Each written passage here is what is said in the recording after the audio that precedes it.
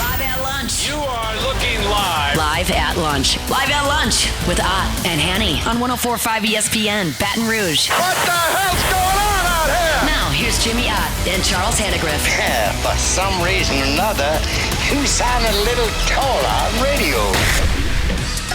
Is it live?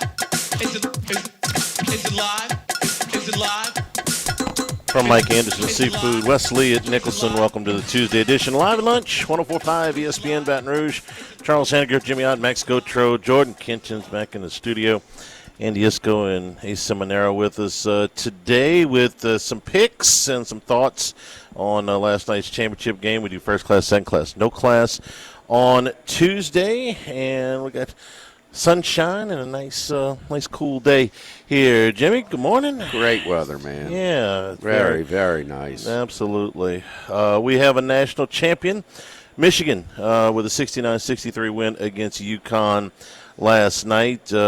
Dusty May, in just his second year coming from Florida Atlantic, takes a team, transfers, and wins a national title.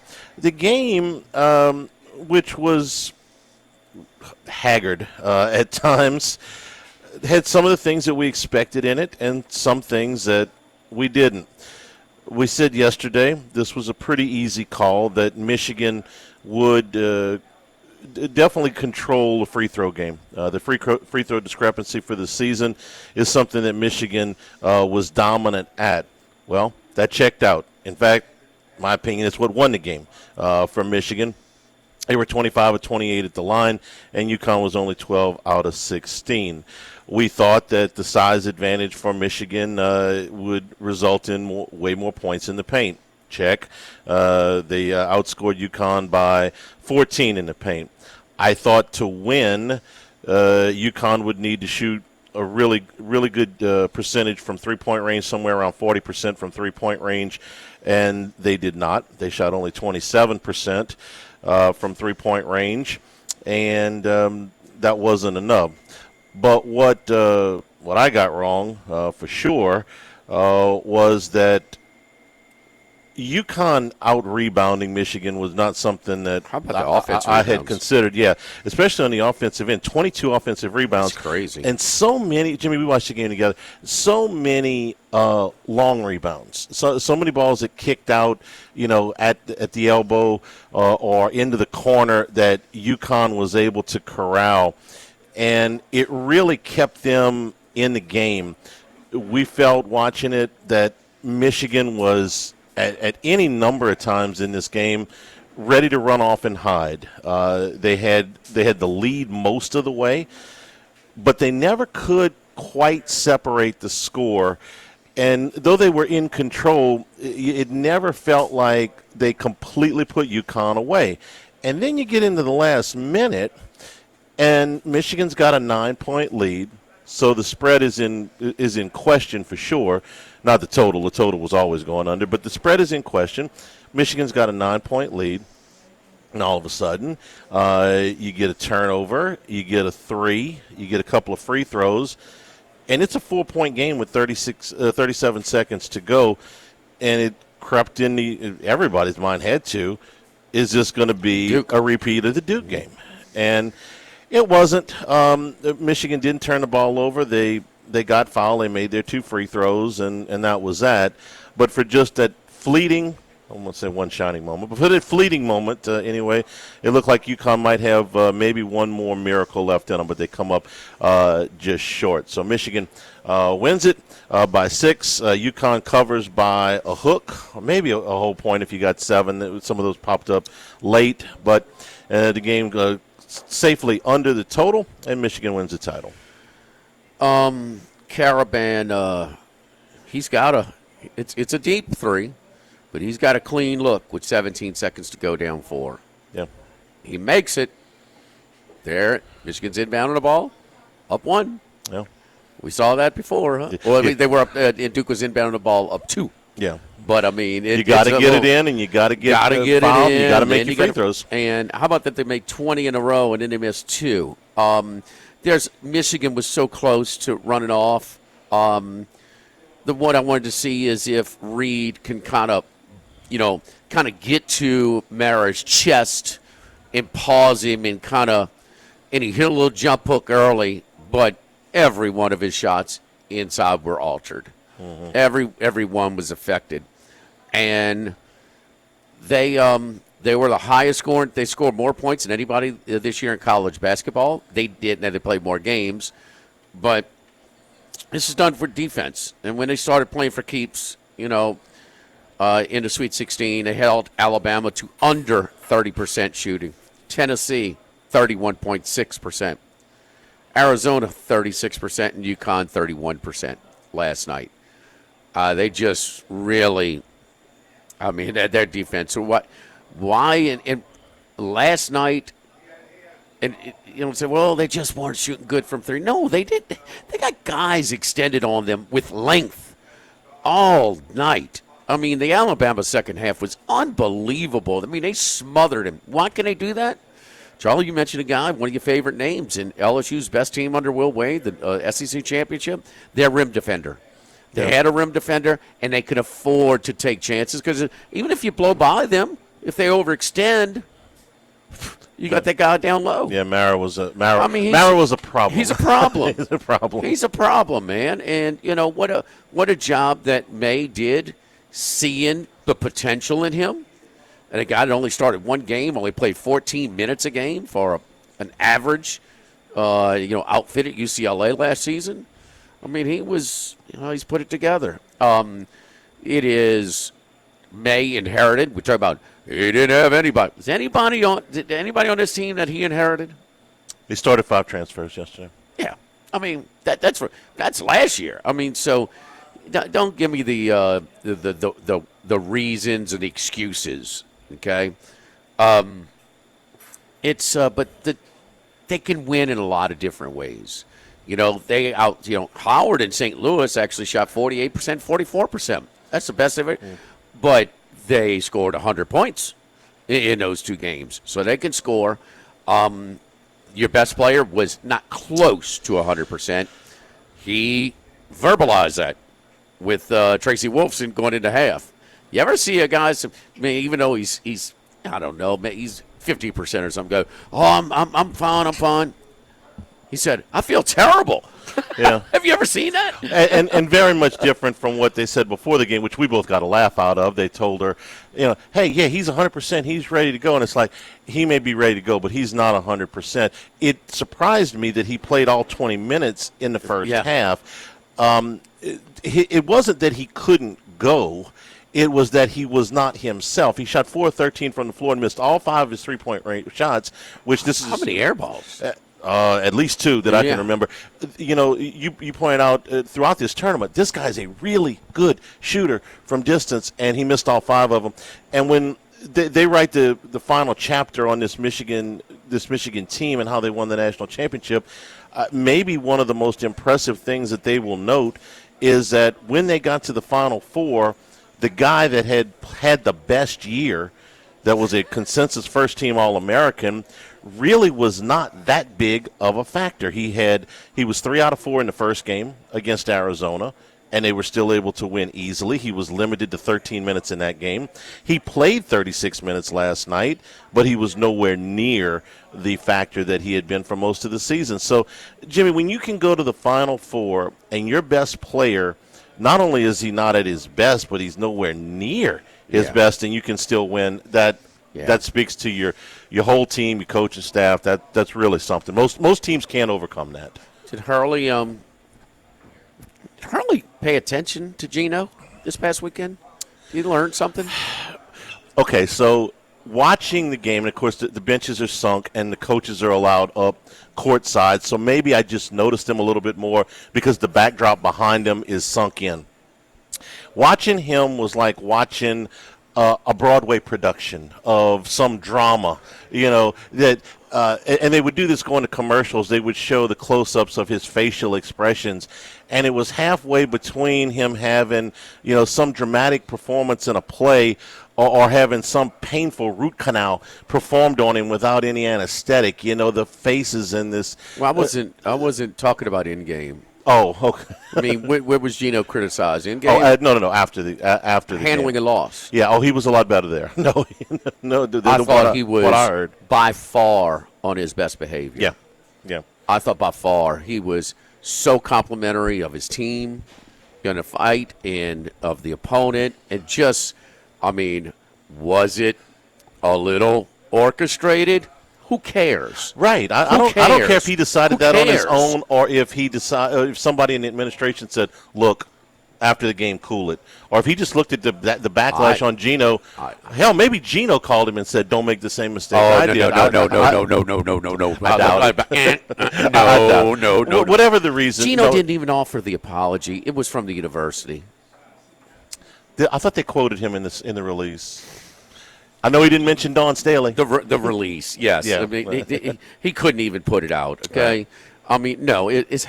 But yeah, during the game, he's got all these facial expressions. After the game, no, he was fine. He got a question about the officiating, and he even laughed. He's like, "You're trying to get me in trouble," and just said, "Look, we got into some foul trouble early on, but I take this crew of 3 refs all day, every day, the rest of my career." I had no problem with how that game was officiated. Could have been baited there. They tried to bait. I mean, listen, man, he gave him a chance. I mean, it was a good game plan. I mean, he flat out. I mean, sort of conceded. We're the inferior team here. Yeah, Michigan's a better team. You know, so, but I mean, they were just hanging around, and man, because kind of one of those. Did you ever think UConn was going to win? At what point did you think that UConn had a chance? I thought they had a chance right before half when they had the lead. They had done enough in the first half to get to the locker room with the lead, and Michigan went on that run where they get the flagrant, you know. So it was just a bad sequence, a really bad, the worst sequence of the half. And all that they did, they still go into half. Right. After that, there was no point in the second half where, like, they're going to win. Yeah. There was no point where I thought, to borrow your angle there. And still, don't tell those kids that, man. Those kids were – man, they played so damn hard. This is my favorite quote from him last time. How could I be mad at upset with these guys? They went against those trees and out-rebounded them by like 15. Got 22 offensive rebounds. I mean, these guys – I mean, that's the most surprising they defended and rebounded like – I mean, that's hustle stats. Yeah. And, I mean, man, that's effort stats. And, I mean, they gave themselves a chance. I mean, what more can you ask for as a coach?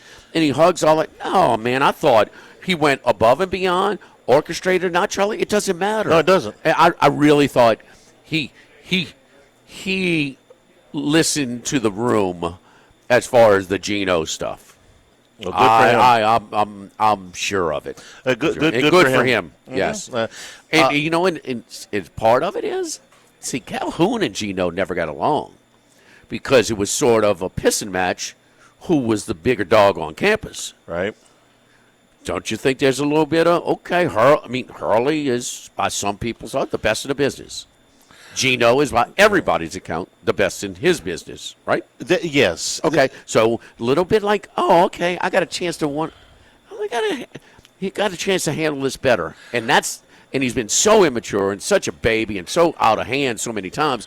He was on his best behavior yesterday. I don't know what kind of relationship they have in private. I know that if you wanted to publicly, and I don't cover UConn every day, but you could push these two guys out as the premier coaches in their respective sports and just be a hell of a, advertisement for the university. I don't see that. I'm not telling you they don't ever do it because, like I said, if they go to some small town in Connecticut and do a speech, I haven't seen it. But Gino has been at odds with some of the biggest names in sports. You mentioned Calhoun, now Dawn Staley, maybe Dan Hurley. I'll give you another one. He didn't get along with Pat Summitt at all. Okay. Oh no. They were competitors. They were competitors, and but rarely do they, compete. I mean, Woody and Bo didn't get along, Charlie. It didn't feel like he ever had the proper amount of respect for her. I mean, when I watched it, it's like she would go out of her way to say, "Look, I understand how good they are, great coach." I never heard that. Maybe he did, and I missed it, but I never felt like that. I know the two of them didn't get along, and they canceled that series for a brief period of time because they were the two heavyweights in the sport. I don't know. Just a little, it's coexistent. Some big dogs. I mean, down the street. Huh? Sure. Kind of, it's Sure. going to be interesting to see how they play together. I mean, we've had it. I mean, Dale Brown in the football team, he had a problem. Oh, they gosh, had a problem. Did they not? I remember. Jared Denardo in the track problem. I remember when come on. Dale Brown went to Broussard Hall and confronted those football players and called, I think was it Mike Archer or Curly Holman? He called him a rookie coach in public. Yes, they definitely were competing for attention. And now that they're competing for dollars, yeah, I could see where that would, somehow get a little heated. They've always competed for budget. It's just more obvious now. More obvious. What's for lunch? Oh, man, we got the oysters over here. We do every Tuesday starting at 5 p.m., 5 to 9 p.m. over here at Mike Anderson's. It's oyster night. Oysters on the half shell are half price. Half price. Oysters on the half shell every Tuesday night from 5 to 9 p.m. Man, we are just finishing up a monster Holy Weekend, Easter weekend. So good for Holy Thursday, Good Friday. Man, you talk about the crawfish were flowing over here. I mean, it was – well, they've done a great job with them this season. We still have them on, so we'll let you know when they discontinue them. But we got them going for a little bit more after Easter. So come on by. And they start 5 o'clock Monday through Thursday, and then Friday, Saturday, Sunday as soon as we open at 11 a.m. So the Burnside salad, the char-grilled oysters, the Bayou plate was a little sampling. We're talking about a great lunch menu item. There's big couple of butterfly fried shrimp, a piece of fried fish, the crawfish etouffee, seafood gumbo, a salad, hush puppy. You talk about outstanding, man. A little sampler, basically, for a real reasonable lunch price over here at Mike Anderson's. Live at Mike Anderson's, live at Lunch 104.5, ESPN Baton Rouge. Live at lunch.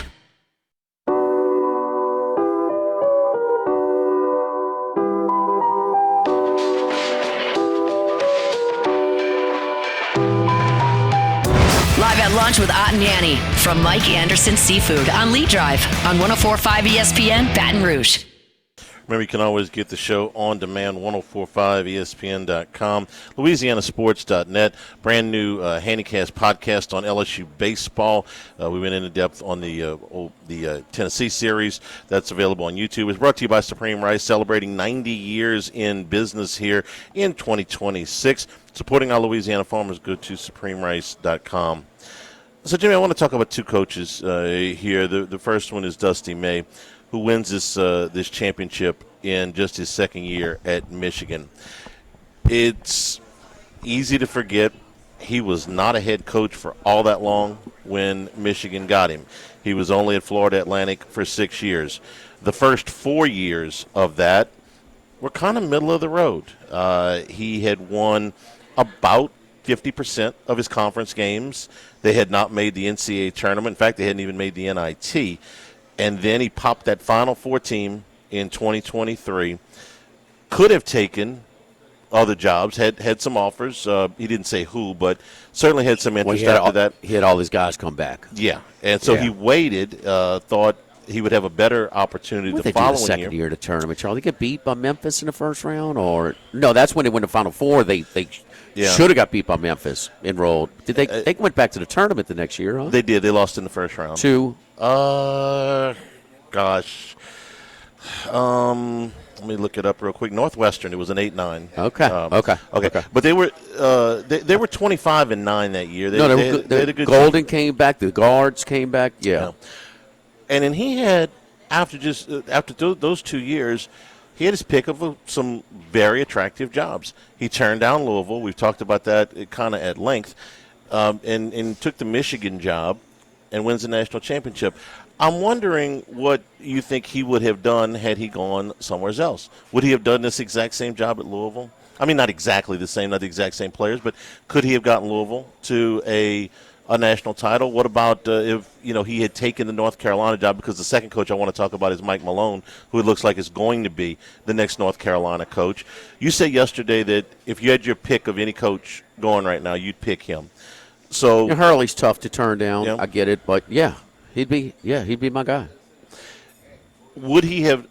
Yes, at Louisville. Yes, I do think so. He would have made them into. Yes, I mean, maybe not win a national championship, but they would have been a power. Yeah. Now he would have had every resource, if not more, at Louisville. Now he may have more. He may have a, it may be for longevity, in the Big Ten as opposed to the ACC. I get that. He's more of a star at Louisville. At Michigan than if he did at Louisville. Is that fair? Because Louisville's got a deeper history, than Michigan basketball. The only quibble I would make with that is Louisville hit rock bottom about 2 years before they made that. Remember the year that they were 0-18? What was Michigan's record the year? They were bad. 8-24? Yeah, they were bad. Okay. They were That's bad. not rock bottom? It is. 8-24 is bad. It is. Okay. I guess I felt it more with Louisville because they're more of a basketball school, and when their basketball program hits rock bottom. But yeah, it's okay. Yeah, Michigan was at the bottom. No question there. No question there. What was his budget? I bet his budget wasn't much more than McMahon's, if at all. I don't know. You talking about the first this year? This year,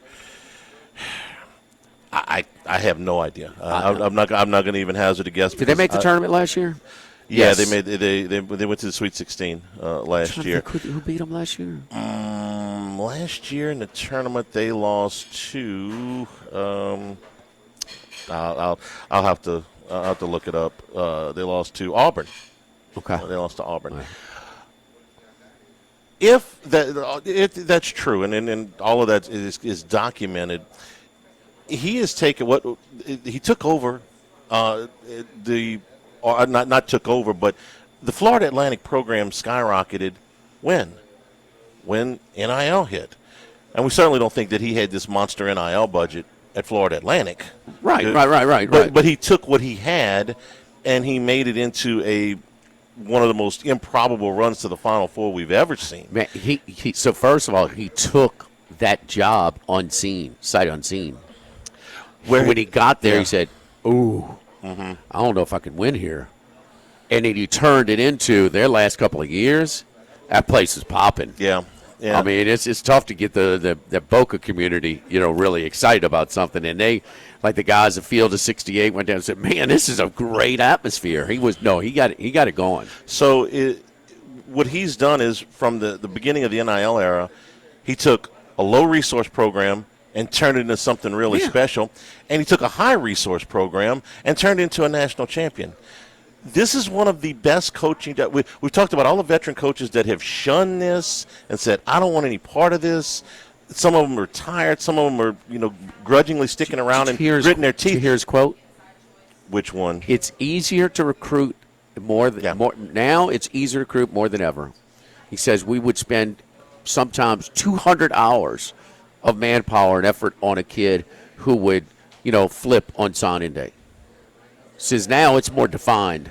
We're working less. I'm signing a contract. You're signing a contract in most of these cases, and there's a dollar figure. Okay, it's not if then. It's here. It is. Yeah. He's done the best job. He's not the only one that's done a good job, but he's done the best job, and he's done it at multiple levels. Max, you remember where he played in college? Be patient. I'd say nothing. I don't know. You don't remember? He's student manager. La Tech? He was a student. He was an assistant at La Tech for a little bit. He's a student manager. He never played at Indiana. But the point is, the guy that came back, he never played. He's student manager at Clemson. Yeah. Saying this is kind of an interesting little angle there. So it's I just think it's a neat path there, and he wants to be you. You're a student manager at Indiana basketball, bro. That's a blue blood. I know they're far in the past as far as their better days, but man, Indiana. You ever see the games? And they've been mediocre at best, right? You ever see the games? They're still packed. Yeah. It's like Nebraska football. Ain't an empty seat in the place, That man. is the you know what I perfect- mean? that is the perfect analogy. Man, you want to be a part of college basketball, Right? And that's what I'm saying there. And we'll get to Mike Malone. We run a little short of time. We got Andy coming up, but when we get to second class in the next hour, I want to talk about Mike Malone because obviously he's got coaching chops, but this is different. This is different than what. Not just when he was back in college as an assistant a long time ago, 25 years ago, but different from just 4 years ago. This guy's mastered it. Can a guy that's coming from the pros master it at maybe the biggest resource program in Michigan's college a better basketball? job than North Carolina right now. He's already won. He's going to get all the support. He has less pressure, and he's the best they've ever had in only 2 years. Yeah. He's carved out. He's the best they've ever had. And don't you think the future is bright? And they're in the Big Ten too. Now look. I mean, to another local sport here. It might be where Johnson had the same approach. He missed in the transfer portal, maybe on some guys, right? Could be. Yeah, It's kind of, materializing into that. He might miss on some guys next year. Yeah, And it's not automatic. Yeah. Right. So I mean, But he's going to go work and get oh, guys. yes, he's going to work. How good they are is up to them. Yes, he's going to. When you embrace the new way, we see there are a ton of guys with a lot of excuses. Some older guys complain about everything. Some guys say, no, it's easier than ever. It's funny that you say older guys that complain about everything when I'm sitting here next to you. Man, kiss him up. us two old guys sitting here complaining. No, about that was a shot at me. No, it wasn't. Yeah, it was. It was a shot at both of us. Yeah. Don't forget our friends at Legacy Title, Chad Reynolds and Legacy Title for all of your real estate closing. I'm evolving, Charlie. Yeah, me too. Yeah. A great team at Legacy Title. Ashley Donald, Adrian Galata, Michael Platt, Mariana Haynes, Natalie and Bradford Smith. They embrace how to buy, build, or refinance. You choose whoever you deal this with. So choose our friends at Legacy Title. Chad Reynolds, Legacy Title, 296-0060. Live at Mike Anderson's Live at Lunch, 104.5 ESPN Baton Rouge. Live at lunch. Live at lunch with Ott and Yanni from Mike Anderson Seafood on Lee Drive on 104.5 ESPN Baton Rouge. Heading out to Las Vegas, deep in the desert, lives one man. One man of many sports bets. The one and only Andy Isco. Andy, how you doing, buddy? I'm doing fine, Jimmy. It wasn't the most artistic of games last night, but enjoyable nonetheless. I'd say it was probably sloppy, and you have to wonder how Michigan would have done if they were better than 2 for 15 from 3-point range. Yeah, and then that's some woulda, coulda, shouldas on both sides. And then, UConn said, man, if they'd only shot 75% from the line, for the game instead of that, we'd, it would have been one possession. Well, that was game one of the again, so. advantages I felt that Michigan had going in, is that number one, well, both teams were very good from the free throw line, but Connecticut, and we saw it last night, certainly in the first half, they've had a history of getting into foul trouble. In fact, I believe in their 5 previous games, and they had committed more personal fouls than the opposition. And I thought that might be one of the reasons why we might see a little bit higher scoring game than expected, because the teams, especially Michigan, would be shooting a lot of free throws if this game was competitive late. But you can't overcome 2 for 15 from 3 and Connecticut 9 for 33. You just can't overcome that if you're looking for a high-scoring game. And I think that, because I heard you guys in the previous segments, I think Hurley and UConn knew that Michigan was the better team, and they had to do what they tried to do, which was slow the pace down. But they still had to make some shots. They both had 21 2-point field goals. So that, and I think you mentioned offensive rebounds, 20-10. UConn with the edge and the overall edge by about 7 in the game. So they played hard, they played physical, but Michigan was a better team. Yeah, and I'll play that size is something, man. I mean, and it's it's a heck of a projection, that to take a guy that was only started one game, only played 14 minutes a game, averaged 6 points a game, and a guy like Mara to have such an impact, on a championship team. I mean, you got to start with him. He's a problem down there. There is no doubt. So college basketball, I mean, it had some ratings that were higher. I think it was foolish by the CBS parent company to put the Final Four and championship game on TBS, where you're going to take a little bit of a ratings hit there. Not sure about that, but overall, I mean, is it gaining a little popularity? There's some theories there? Some people kind of a little bit turned off by the load management or just refusal to play or tanking in the NBA that has shifted some. Your thoughts? I don't know because my records don't go back that far enough, but I have to believe that there have been more double-digit favorites, perhaps just in the last 2 months in the NBA, than we've seen in any full season going back to the start of the league. And a lot of these favorites still manage to cover, even though they know that they're the better team and they don't really have to exert themselves. In fact, if anything, it's a chance, an opportunity in these blowout games to keep guys fresh for coming off the bench. And, if you're playing, 32 minutes a game versus 40 minutes a game, that adds up over the course of a season. So I think a lot of these teams that were going up against the tanking teams might be very fresh come the postseason, and that's when we expect to see the best quality of NBA basketball anyway. I'm curious to the sports books if they took a little bit of a hit because Michigan, when they started that run, especially in Las Vegas, they were bet so low, the odds. So I wonder, I mean, they had to have a little liability with that. Any reports on some of the liability that maybe the sports books had on Michigan winning? Most of the interviews that I've heard or articles that I've read with sportsbook directors said that they were in good position with both Michigan and UConn because of all the bets that they took on the other teams throughout the season and the fact that the odds on Michigan really since probably that blowout of Gonzaga here in Vegas back in, I think it was November or December, really lowered the odds on Michigan greatly. And UConn, being a public team, has always attracted action, not as much as in past years. So I think they probably did okay overall because it was either Michigan or UConn that won. Very good. Any returns in the early part of the schedule in Major League Baseball that maybe we can find some value in on any futures for the not win it at all, but I like to play the divisions. Or win total adjustments, the in-game win total adjustments in Major League Baseball. Yeah, it's a little early because we've only played what have we played? 3 series now, 3 or 4 series, and some strange scheduling dynamics as well. I think that Seattle has gotten off to a surprisingly weaker start than a lot of people did because I think a lot of us thought that Seattle is the team to beat in the American League West. The Yankees off to a very strong start. I think that's not a surprise other than the fact that it's their best start in, I think, 5 or 6 years, which might be a bit of a surprise. And they've gotten really a really good pitching, and that's with guys like Rodon and Garrett Cole still out on the injury list. So I think the Yankees have been a little bit of a surprise, even though they were amongst the favorites to win the American League.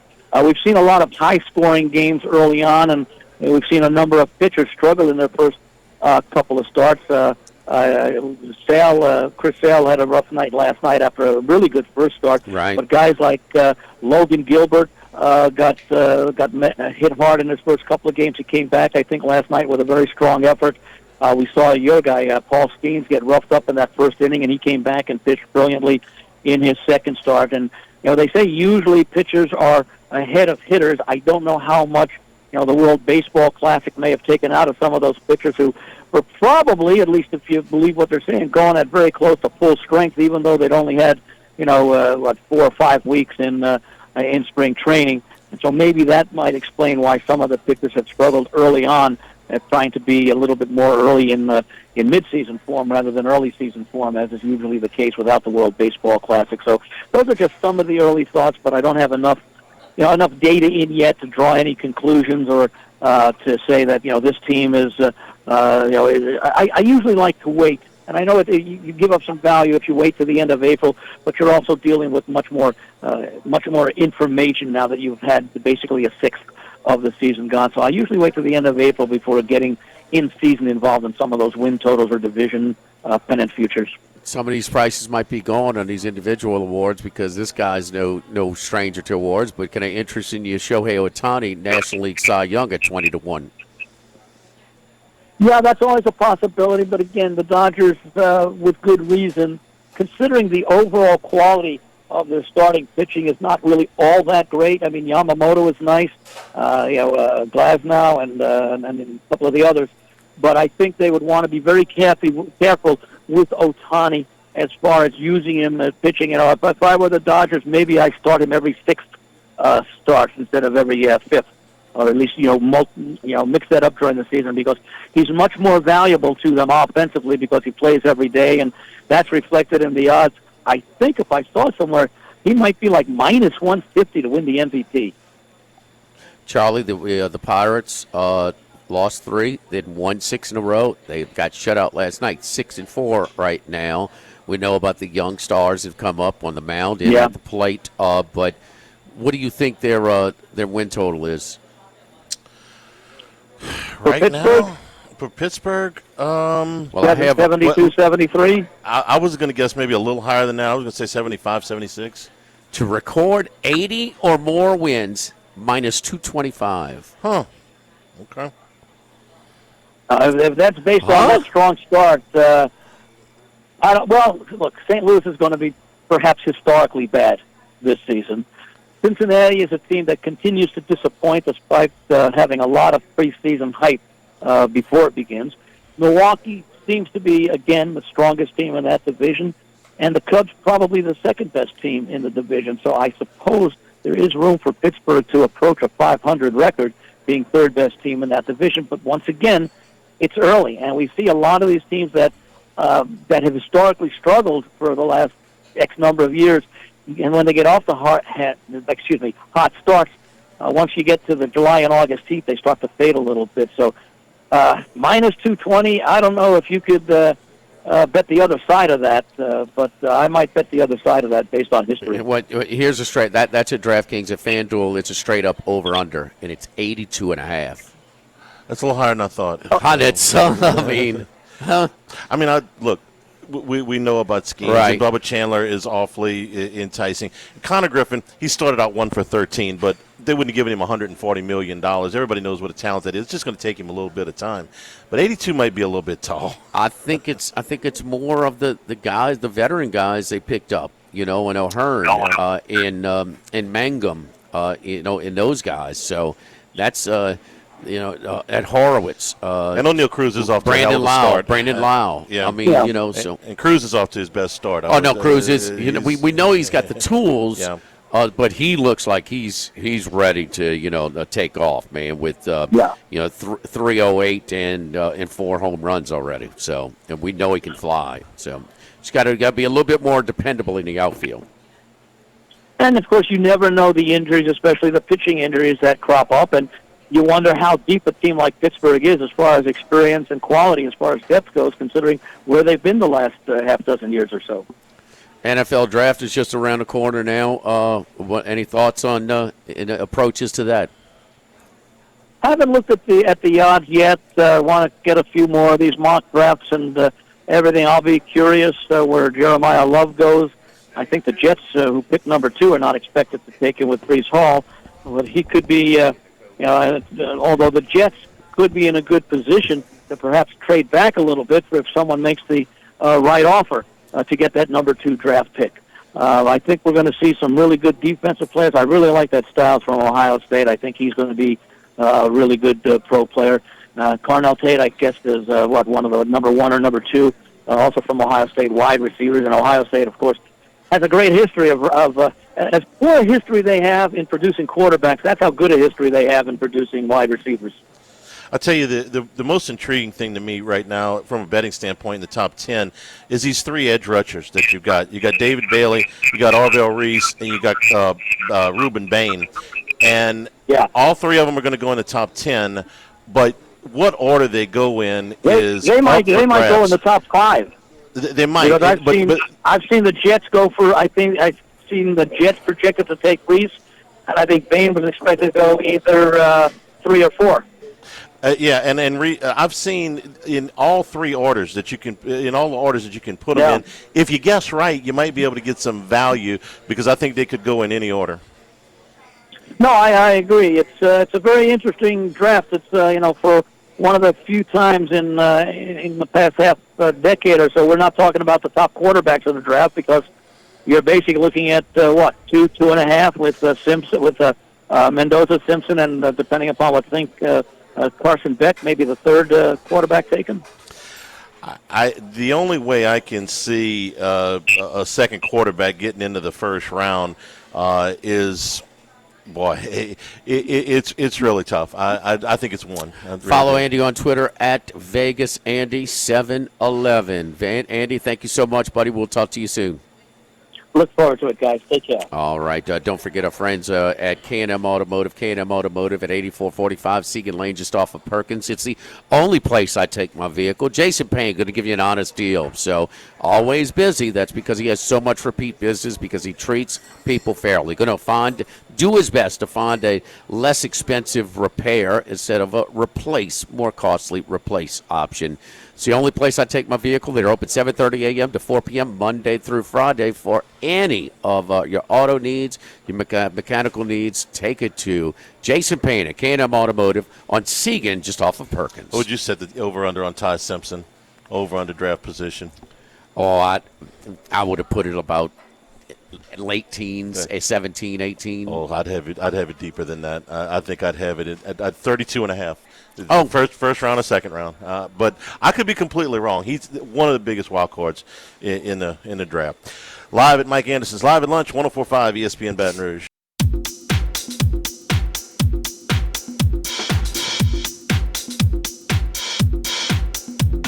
Live at Lunch with Ott and Yanni from Mike Anderson Seafood on Lee Drive on 104.5 ESPN Baton Rouge.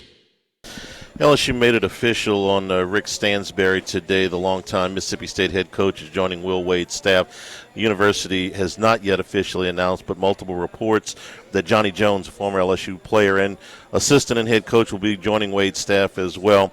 Multiple reports, but I'll give Glenn Gilbo credit. Tiger Rag, he had this first, and we expect that announcement maybe later today or tomorrow. Jones just turned 65 years old. He has been at Texas Southern since 2018. After leaving LSU, he spent a year on Eric Musselman's bench at Nevada. And, of course, he was at North Texas for better than a decade. He led Texas Southern to 3 NCAA tournaments. I'm a little surprised here, Jimmy. One veteran coach on the bench I thought Wade would go a little bit younger with the rest of his staff. So this is a little bit of a surprise to me. What do you want the young guy? What the young guys for? Why young? To get after recruiting? Not necessarily. We know what that is. That. No, it's more relating to the younger players. Oh, okay. It might have. I mean, and look, how many assistants does Mulkey have? Bench assistants or auxiliary Coaching. staff? Oh gosh, I don't know. I mean, 3. I think it's three on the bench, but the auxiliary staff is a little more crowded on the bench than that. But. Well, that's why I asked you what titles you're talking about. I mean, there's assistant coaches, and then there's the assistants. You watch Will's teams play? Yeah. Yes, you do. Yeah. What would you think? What kind of impact from the staff, from his assistants, you would like? I want some sound basketball minds. Yeah, and that's what I said. I thought one deep veteran coach in his mid-60s. Yeah, 2 is a little bit surprising, but is he embracing some of the support of some of the wannabe supporters around LSU basketball? It's possible. It's possible. We'll see. We'll see what Will's got to say when portal opens today. Busy time for basketball coaches. First class, second class, no class when we return here at Mike Anderson's Live at Lunch, 104.5 ESPN Baton Rouge. Live at Lunch, first class. I want a seat in first class where I was booked and ticketed over a month ago. Second class. No man should be subjected to the indignity of being labeled or treated like a second-class citizen. And no class. Life had become like school on Sunday. No class. I'll tell you what then. Why don't you call me sometime when you have no class? First class, second class, and no class. Brought to you by Supreme Rice. Buy local with Louisiana-based Supreme Rice since 1936. And we return here at Mike Anderson's. Wesley and Nicholas, come on by and see us here for lunch. We're in the front bar right next to the Oyster Bar. Come get you some good seafood here at Mike Anderson's. All right, first class. got to go to Kate Arambidi, who did something on Sunday that never been done in the historic history. Historic history. That's terrible. That's good. The storied history. See if I get my words right here of LSU baseball. 4 home runs in one game.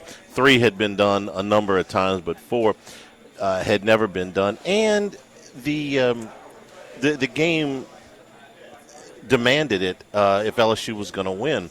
He had 3 solo home runs. LSU fell behind 5-0 in this game, so they needed every one of those singles to get it into solo home runs. 2 of them to get them into extra innings, and then another one in extra innings, and then the grand slam, which kind of opened up the score. They had a 1-run lead at that point. Aaron Beatty also was at the plate when the bad call that got Jay Johnson ejected happened. So he played a pretty big role in the game on Sunday. And it was important for LSU, obviously. There's a big log jam in the middle in the Southeastern Conference. There's just not a lot of separation between the teams. We talked about this a little bit yesterday. Georgia's in first place and Tennessee's in 14th place, and the difference in runs scored is 8 over 12 games. So there's just not a whole lot of margin here. In fact, I wrote about this at tigerbait.com. So Aaron Beatty's performance was really special and something that LSU had to have. He's coming back from a big bone bruise that had kept him out for better than a week. And now the question is, where does his bat go in the lineup? Is he going to be a DH full-time? Is he going to go back behind the plate?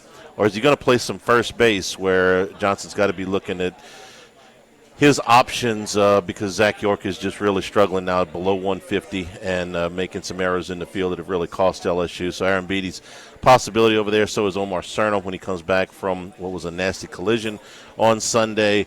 And maybe Mason Braun over there. He was a first baseman in high school, although I know they want him to be an outfielder at this level. So Johnson's got some decisions to make. But Kate Aaron Beatty is definitely in first class.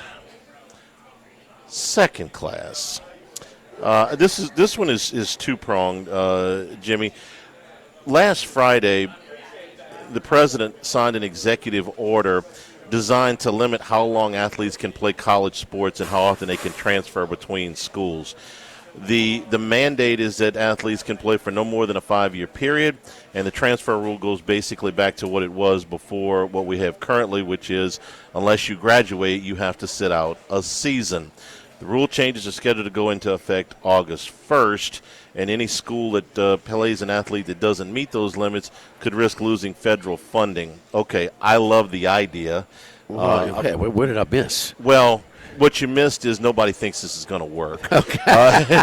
Well, it's going to be challenged in court, and every time one of these things has been challenged in court, Player wins. The players have won. Yeah. This is a little bit different because it's coming from the Oval Office, but it's still most legal experts seem to think that this is not going to make it out of the courtroom. That's tougher than Tuberville's, where you get one free transfer. Yeah. Well, no, you get that into this too. Oh, okay. So it's basically Tuberville's. Yeah, pretty much. So yeah. You get one free one, and at the second one, you sit out a year. Yeah, and it's Tuberville's transfer rule plus the 5-year window. You remember the 5-year window that we used to have? Five to play five. Yeah, your clock started, and from the day you entered into school, right. You had 5 years. Just giving everybody a red shirt no matter what they do. Right.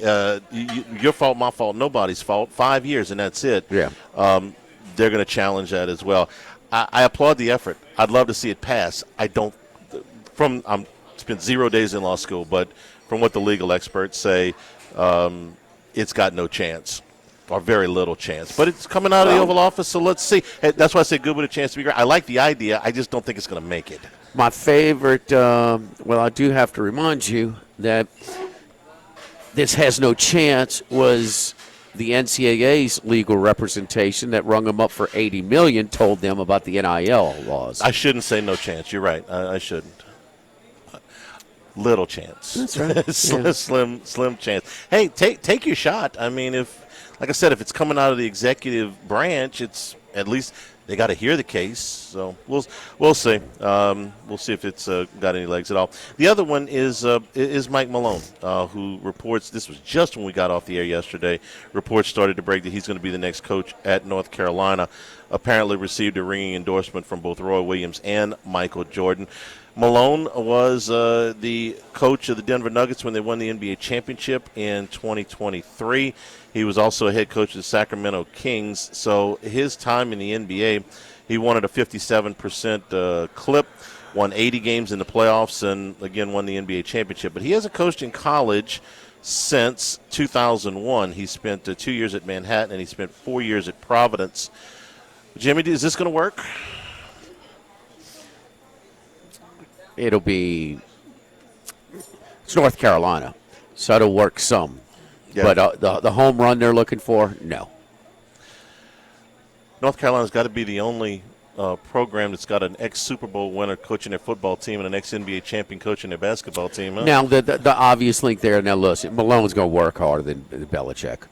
You know, he's not looking to come in and, set the table for his son. I could say it comes with less baggage, but that would just be, kind of mean, right? It's in Belichick. You referring to that girl as baggage? It's the nicest word I could come up with. Distraction? You prefer distraction? No, they're not exactly getting the grinding Bill Belichick of the Patriots. No, we know that. This guy will work harder. I would think that. But, I mean, this is like their ninth choice, and the link is his daughter plays volleyball at North Carolina. What? Dude, you're North Carolina. Really?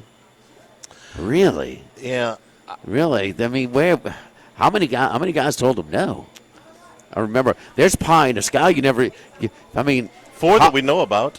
Usually you don't get your top choice. North Carolina didn't get their top 5, 6, or 7. I know of 4. What was the odds in this guy? I mean, it was. They didn't get Dusty May. They didn't get Tommy Lloyd. They didn't get Billy Donovan, and they didn't get T.J. Otzelberger from Iowa State. I don't know who else they may have offered. That you take Malone over the Vanderbilt coach? You take Malone over the Iowa coach? I got to have a guy that's done it in college, man. Yeah, different league. I'm a little bit more optimistic about this than you are for this reason. Malone is his basketball acumen is phenomenal from all accounts. Okay, that part I'm not at all worried about. The recruiting I worry about less now than I did before, because this is going to be about him evaluating players and offering them money.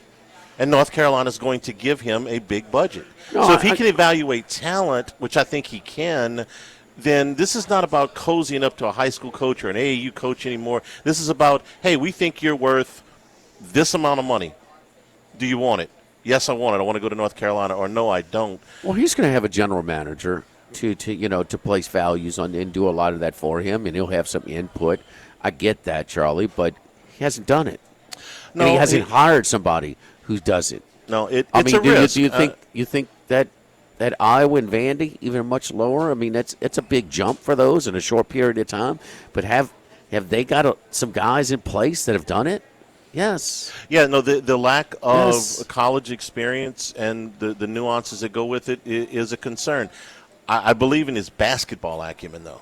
I believe in his bench coaching, and I believe in his talent evaluation. And with that budget, I think he'll be successful. But again, you make a good point at the beginning of this, which is, are they going to win? Yes. Are they going to make the tournament? Yes. They made the tournament under Hubert Davis. Right. Are they going to make the second weekend of the tournament?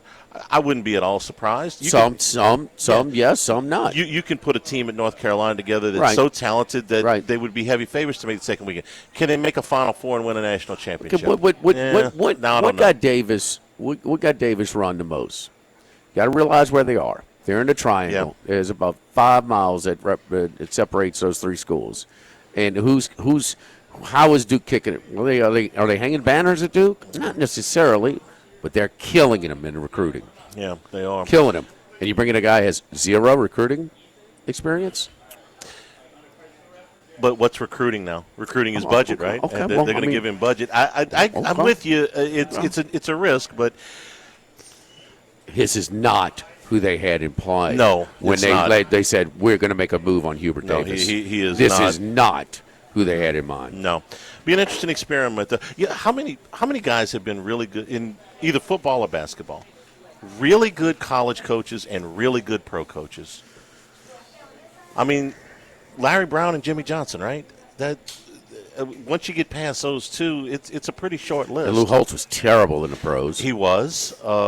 Jerry Tarkanian was Terrible. It was terrible in the He pros. was at San Antonio for I think it was less than a year.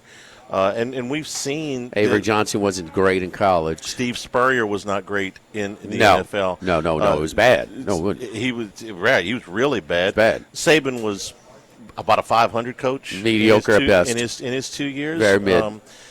And you don't always see. You remember when Bill Walsh went back to coach Stanford? The second It's okay. time? The second time? Yeah, just okay, right? He It's okay. No, but Stanford's a hard place to win, Charlie. And he won big the first time. Or big well, for that's Stanford well, maybe the I'm first remembering time. that one more, but he was one of the more successful coaches Yeah, and now, that had success in the NFL. and now Belichick, he didn't just walk in the door at North Carolina and everybody went, "Oh, Bill Belichick," and they My run goodness. away Did I with miss it. Pete Carroll? I should have mentioned Pete Carroll. Pete, yeah, Won championships in both. In both. Pete Carroll, Larry Brown in basketball, Jimmy Johnson. Those, yeah, I should have included Pete Carroll. Good catch The one there. thing that he does as far as the recruiting is he is an NBA guy, and if he can, one of the things that made Saban as far as the recruiting, I know the recruiting, it's totally redefined. It's less involved on, the tradition, the game day atmosphere, and how good the coach is or the assistants are recruiting.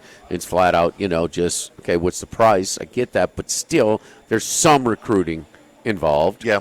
And he can sell them on. I can put you in position where I will develop you to be a pro.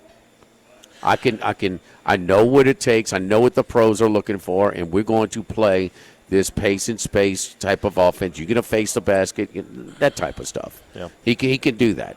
You got a guy like Mara who would. I mean, I don't know. So if he wanted, he might.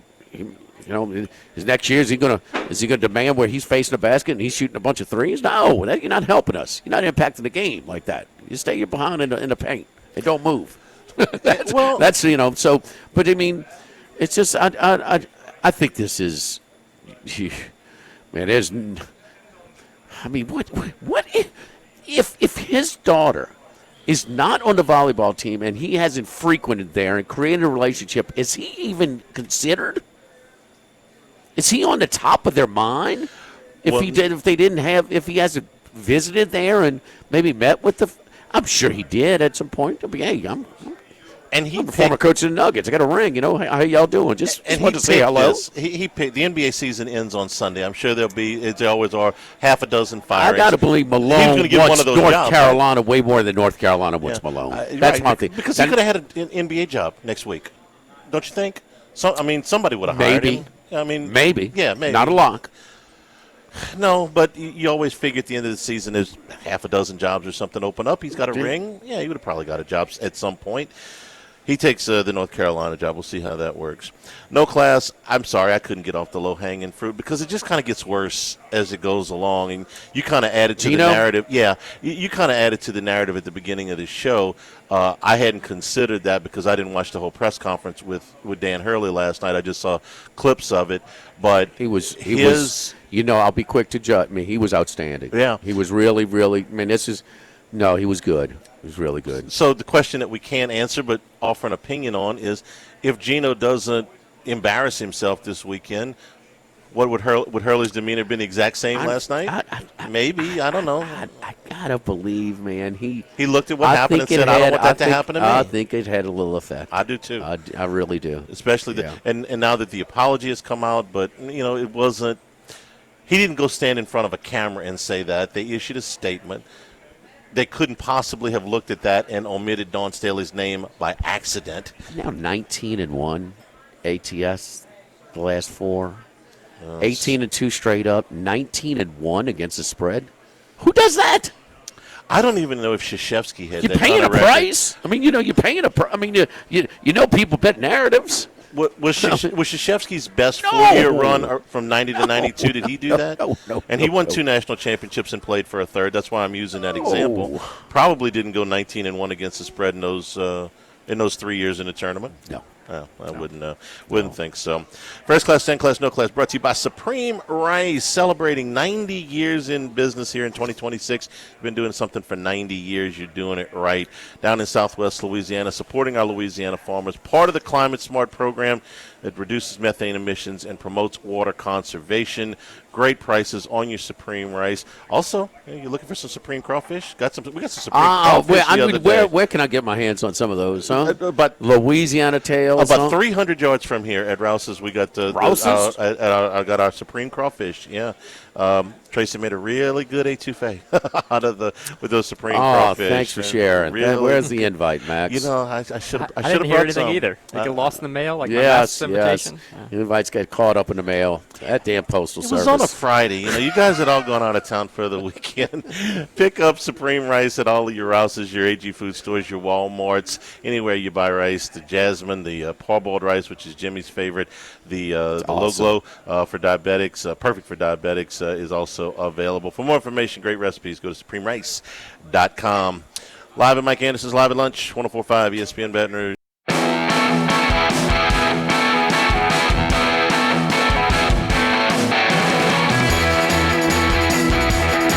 Live at Lunch with Ott and Yanni from Mike Anderson Seafood on Lee Drive on 104.5 ESPN Baton Rouge. And we return here at Mike Anderson's. We're also brought to you by the Thibodeau Store, Pierre Part Store, open in La Rose and in Lockport. Get your clean crawfish washers available, the reds, the blues, and the purples. Get them at all your locations. Go to thethibodeaustore.com. You can get all 4 of your locations there. Here in the spring, getting your yard up. Got heavy discounts on lawn and garden tools, fertilizers, seeders, and spreaders. All your patio furniture, outdoor power equipment, get it at the Thibodeau Store. Also your fishing gear down at 900 St. Patrick Highway in Thibodeau. And on Highway 70 in Pierre Part. Weren't you down that I was area, this weekend. Max? Yeah. Good crowd at the Pierre Part store when I went by. You got kinfolk down there? Saturday. Yeah, you got I fishing camp down there. Okay, on Lake Barrett. So very good. Very good. So go to the thethibodeaustore.com online and get fixed up. All right, Max. Grilling season, baby. It is big grilling egg, season. Big green eggs. Big green eggs are available. Jimmy can tell you attest and all to the that. accessories, man. All the gadgets. You get everything. Got a long shopping list of gadgets that you can get with that. All right, Max Masters starts on Thursday. We got tee times and weather reports right now. Yeah, the good news is if you like a little difficulty, if you like the Masters and Augusta National at its best, we're going to get that this week because there's been basically no rain. It's been a very dry season in Augusta, Georgia, the last 2 weeks, and we're not expecting really any rain in the forecast the rest of the week. We could get some wind on the opening round for Thursday, so I expect to see some challenges for these guys, and when it's firm and fast, which it always kind of is, but sometimes you get some rain and it takes some of the speed and the real challenge of the firmness of the greens, but we're going to get that this week. So a couple of the notable tee times. First of all, for the local guys, our only LSU entrant, Sam Burns, will be teeing off 8:19 with Cam Smith and Jake Knapp on Thursday. Pretty comfortable pairing. I think those are pretty cool guys for him to be with.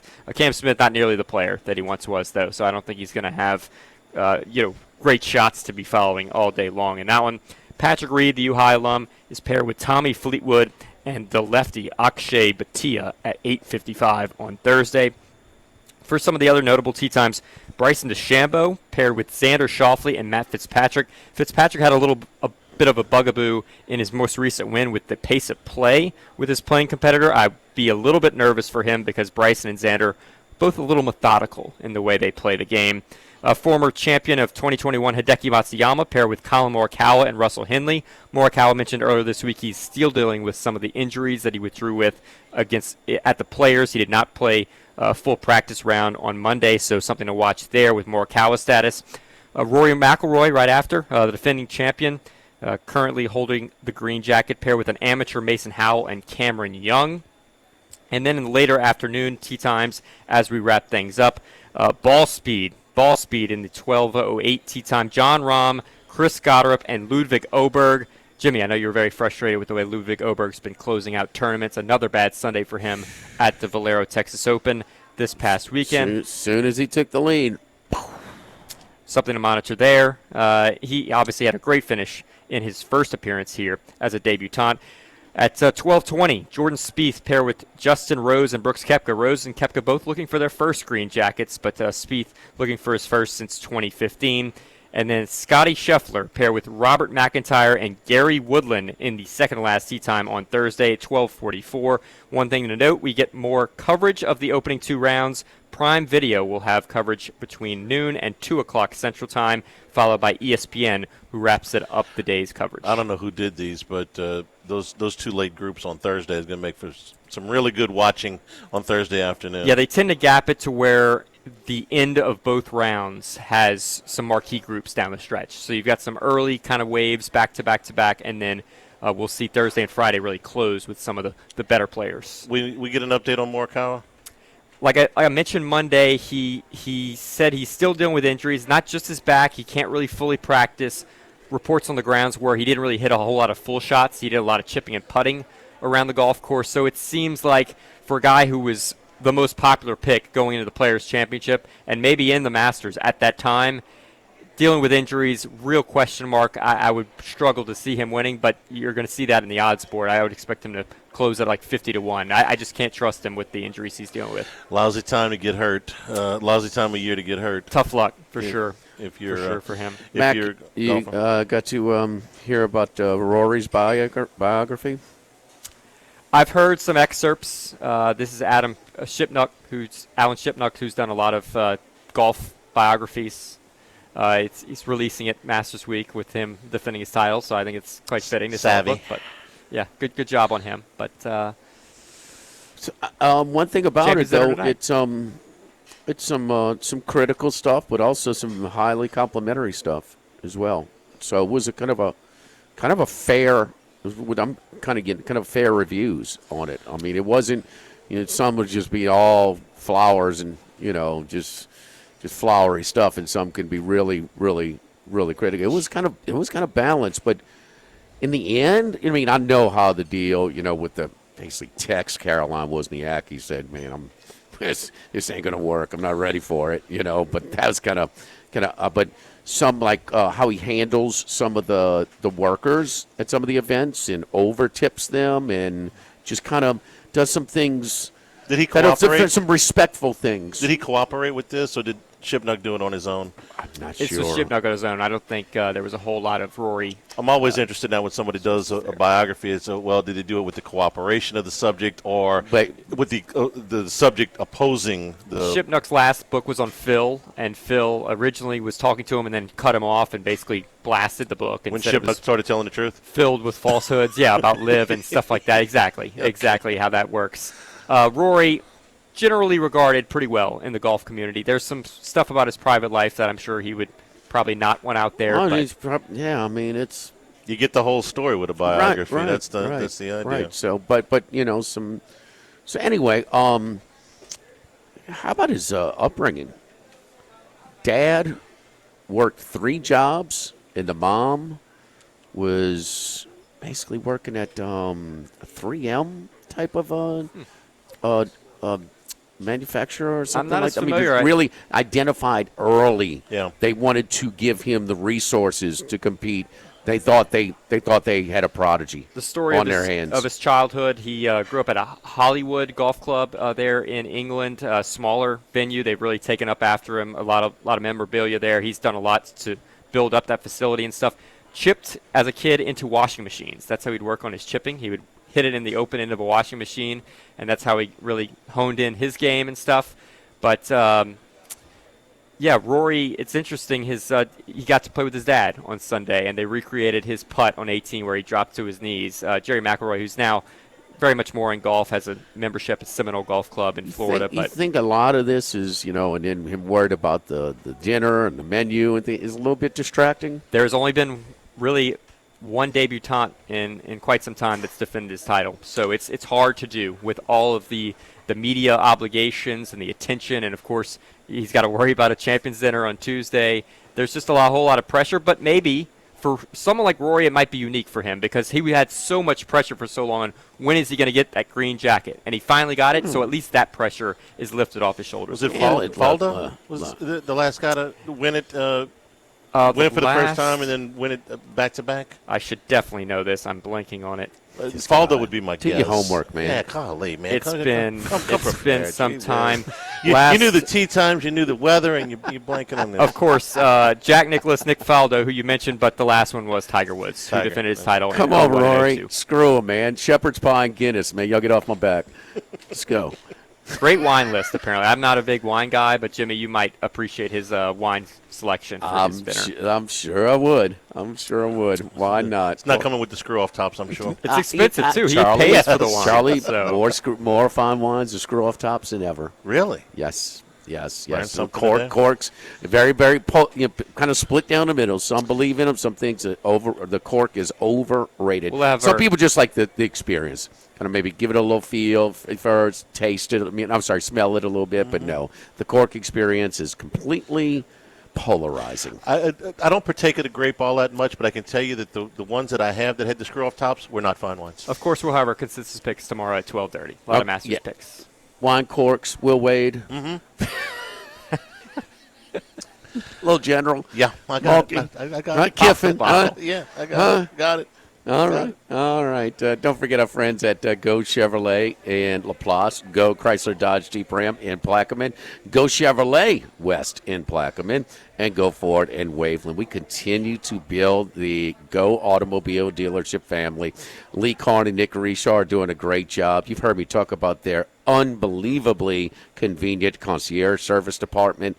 Man, they'll get a loaner out to you to pick up your vehicle at your home or at your office, bring it in, evaluate it, say, be in contact with it. Okay, this is what needs to be done.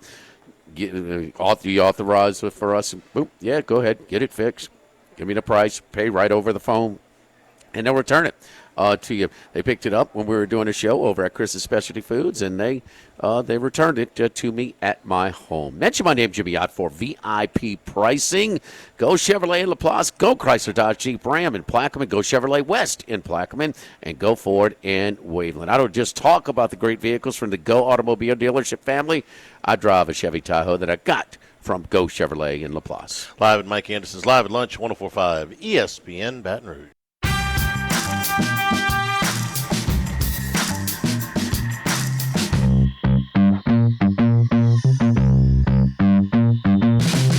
Live at Lunch with Ott and Yanni from Mike Anderson Seafood on Lee Drive on 104.5 ESPN Baton Rouge.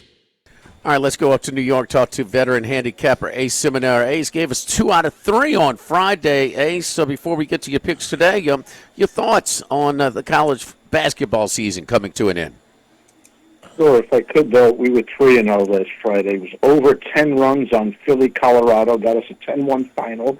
We had the Knicks, they smashed the Bulls. Yes, won by and we 70. Had the under on the Illinois-Connecticut game, under 139.5 was a winner. So it's actually 3-0, and not to pat myself in the back, but 11-2 in the last 13 free picks on it.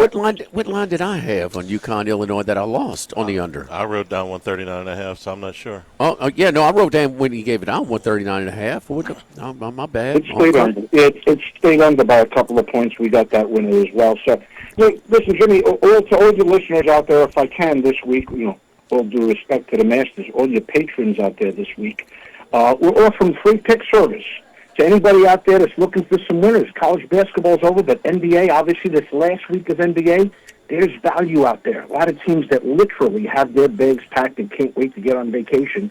Well, there's other teams that are battling for position, want to stay out of that getting game, 6 to 10 seeds, position for other better seeds to avoid, possibly the Celtics or other teams in the first and second round. Text the word free picks to 631-805. 6165. I'm offering a text-free service. That's it. You don't have to speak to anybody. You'll get my top-rated play in the NBA. You'll get my top-rated play in baseball. And this week, again, you got the Masters. They're going to be announcing the starting times for the tee times for the Masters very soon. We'll have matchups every single week. We also do have a matchup play in the golf as well for a top 5 finish. We'll talk about that later on. But don't forget to just text the words "free picks" to all your listeners out there. 631-805-6165. You'll receive my top-rated free pick every day. We'll start off with a baseball play today, Jimmy. Worst thing that could have happened to the Padres. They win last night 5-0. They've been averaging 3.5 runs a game. They're up to now 37 runs scored in 10 games, barely 3.7 runs a game. The Pirates got shut out, but the worst thing that could have happened to San Diego is the fact that they're facing Paul Skeens, and he got blasted his opening day game at the Mets. Right? Rebounded nicely the next game, winning on the first with 5 innings on April 1st, 5 innings, 3 hits, only 1 run, struck out 5. This is his home debut. You know exactly what this guy's all about. He's their franchise at least for a year or two before he leaves and more than likely dons the pinstripes, being that his girlfriend there, Libby Dunn, you guys know her very well down there in LSU. Down here now, affiliated herself in New York and got herself an apartment. It's only a matter of time, really, before Skeens just, auditions himself onto the Yankees. But today, at -149, that line's going down. Expect Skeens at home in his home debut to make an absolute showcase for himself today. I expect 7 innings out of him. He's building up that pitch count. Expect 7 innings out of him today, and I wouldn't be shocked to see him strike out 10. Get on the Pirates at home with Skeens in a value at 149. You probably won't see him that low again the rest of the year. Pirates, we were talking about their in-season win total, 82.5. So some optimism finally around the Pirates organization. Let's flip from Major League Baseball to the NBA, looking at the Heat and Raptors game tonight. Yeah, an odd situation. You don't normally see teams playing 4 games in the NBA in a week, but that's exactly what's going to happen for both of these teams. They're actually played already twice this year. Both games were in Miami. Toronto got the better of them in both games. Miami had a bad finish to in March after having Adebayo scored at 83 points, just an unbelievable showing back on March 10th. Finished losing 7 out of their last 8 in March, won 2 out of 3 their last 3 now in April. Had a couple of injuries. Hero practiced yesterday, Tyler Hero. Powell, who's their leading scorer, you'd think Adebayo's the leading guy. It's Powell at 22 points a game, Hero at 21, Adebayo at 20. You know all about Eric Spoelstra. If there's a guy that can get his team to play above what talent they have, it's Eric Spoelstra. I think he's one of the best coaches in the entire league. Right now, if there's a 10 seed going to be in that get-in game, Toronto, because of Philadelphia's loss last night, jumped up to 6. They're only half a game out. If they end up as the 7, guess who they're going to face in that get-in? Same team they're facing tonight, same team that they're facing again on Thursday night. Give me Miami plus the 1.5. Spoelstra's made a commitment over the last couple of days talking about their practices that they got to start getting ready now. All right, and they might not be able to move up, or they're locked into 10, 9, or 8. Either way, he wants to get this team peaking for the playoffs. If you're the Detroit Pistons right now as the 1 seed with Kate Cunningham, still question mark on when he's coming back from the collapsed lung, you really want to see the Miami Heat get in game and become the 8 seed? I don't think so. I think you'd be afraid of having to face a team like that, especially with a tremendous coach. I think Spoelstra might be the best coach in the NBA. So give me the Miami Heat plus 1.5 with something to prove tonight and send a message to the Toronto Raptors in case they do have to see them in the playoffs. All right, and the Masters gets underway again later in the week, couple of days. Give us the top 5 finish. What you were looking at, Ace? I'm going to have a top 5 finish for you. And again, guys, when the matchups come out, all right, those aren't determined until the starting times come out. Those are literally just a couple of hours away from being announced. And then you'll have matchups just like a money line matchup in a baseball game, where whoever's playing in that same grouping will be matched up against that player, and any other. They'll have 3-way matchups. There's value to be had in those, right? You're paying attention to golf. I certainly do. I'm a golf aficionado. I wish I could play as well as I can handicap it and watch it. But no, this is about making money and finding value. You got a guy like Justin Rose, right? Runner-up last year, runner-up in 2017, runner-up in 15. 16 out of 19 times in the Masters he's made the cut. I'm not worried about him making the cut. The guy's been lights out towards the end of the year. I saw it firsthand. I attended the Ryder Cup last year at Bethpage in September. We didn't do much that day. But any putt that we did make, He made it on top of us just to crush whatever hopes the USA had. Every single putt on top of putt. It was almost becoming like you didn't even want him to putt a 15-footer. Just give it to him because it was almost a gimme. All right, at plus 3,500 to win the Masters, I'll tell you honestly, I bet him at plus 80 to 1 back in January 10th. He's now dropped because he won the over at Torrey Pines on February 1st, a U.S. Open-style golf course with greens that are very similar to the Masters. Let's not forget the rush that he made shooting a 66 last year on a Sunday with 10 birdies on that day. If it wasn't for uncharacteristic 4 birdies by him, he would have set a course record and won that thing going away instead of allowing Rory to beat him in extra holes. So at plus 580 on a top 5 finish, I think he's got every chance to win this tournament. Is any guy out there? He's playing fantastic. You can see the poise that he has. He knows this golf course. Let me see, 15 top 25s there, 7 top 10s at the Masters. It's not like he's going to be, surprised by any pin placement or anything. Again, guys, there's going to be free plays to be had out there. Text the word free picks. Text me to 631-805-6165. There's NBA. There's Major League Baseball going on. There's the Masters. There'll be other golf matchups going on literally every week of the summer. Here to help you guys win. Justin Rose plus 580 is a top 5 finish. Is a tremendous value wager. Let's make some money on that one. NBA playoffs just around the corner for when they start playing for keeps as well. Ace Seminara with us every Tuesday and Friday at about 12:30. So good luck to you, Ace. Let's keep it going, man. Very well done. We'll talk to you Friday. Best of luck to all the patrons out there, Jimmy. Yes, indeed. Ace Seminara, veteran handicapper out of New York. Those NBA teams, 1, 2, 3 Cancun.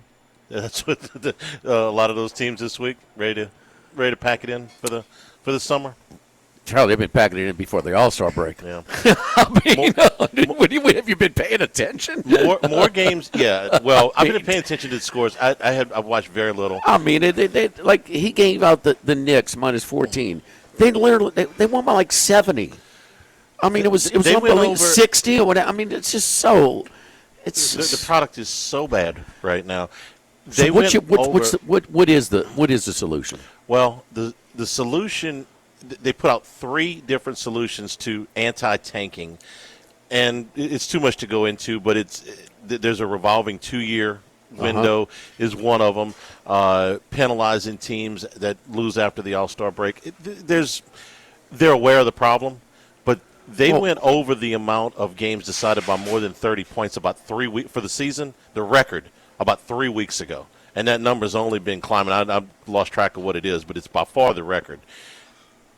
You can't, if you can't, a lot of these times even watch the games without knowing that somebody's decided before they even take the floor, they're not going to win tonight. They're not even going to try to win tonight.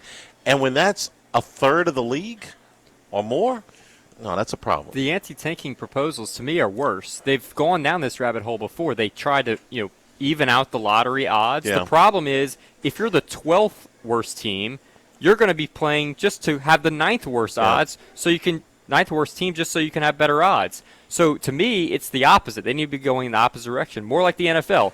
You know what? Maybe you let the last 2 teams tank for that first pick.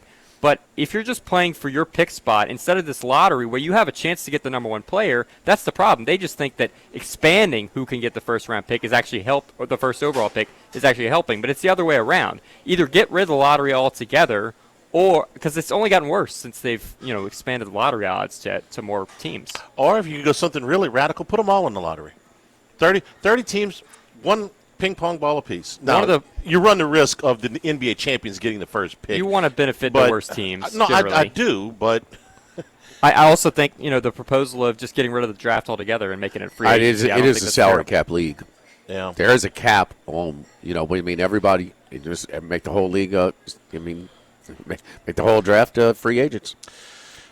You could do that, but, man, you get somebody like LeBron saying the things he said about Memphis. I mean, how many players, even with you'd have to offer them so much more money to go to Memphis, New Orleans, Portland, pick a small market. The best solution I've heard is or the best what's going on is, hey, got tanking problem, 3rd in the league before the draft. Let's add 2 teams. Well, I know you're right. No, it's absolutely coming. I mean, what is the deal? At a price tag of $10 billion, yeah. The other 30 owners will gladly take that $20 billion coming in expansion fees. Live at Mike Anderson's Live at Lunch, 104.5 ESPN Baton Rouge.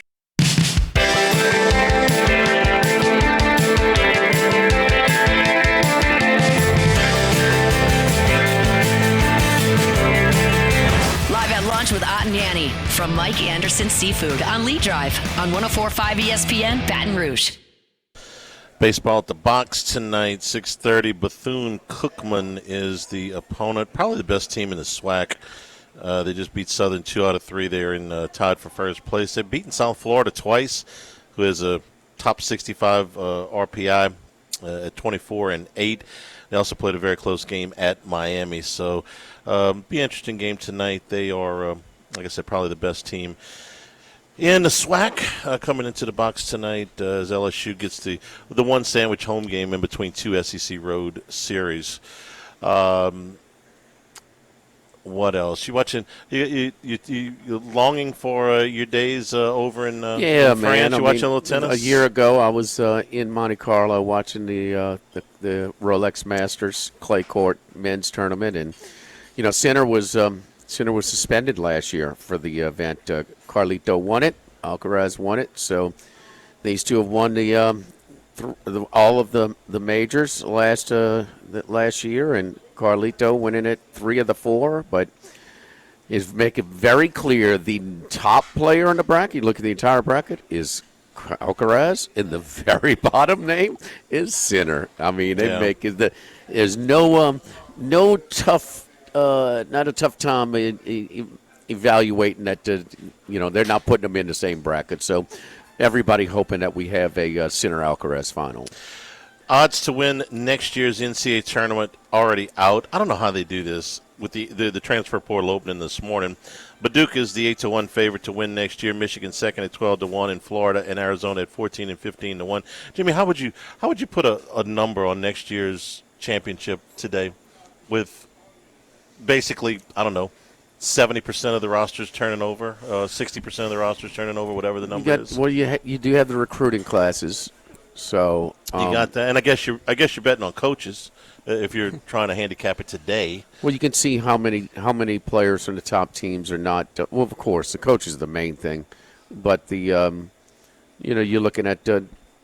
Florida. Did they have some players returning that didn't enter the transfer portal? Well, it opens today. That's what I'm saying. How do you know? I mean, they could jump in there at 5:00 this afternoon. Anybody could. Oh, I got you. That's kind of LSU 120-1, by the way. It's branding. Yes, it's branding. Thanks to everybody for participating today. Thanks to our hosts here at Mike Anderson for having us. We will be at Modesto tomorrow, and we'll have a lot of picks on the Masters and analysis on the Masters tomorrow, getting ready for the tournament. For Jordan back in the studio, for Max and Jimmy, I'm Charles Hanniger saying thank you. Good afternoon. Stay tuned for Hunt Palmer, 104.5 ESPN Baton Rouge.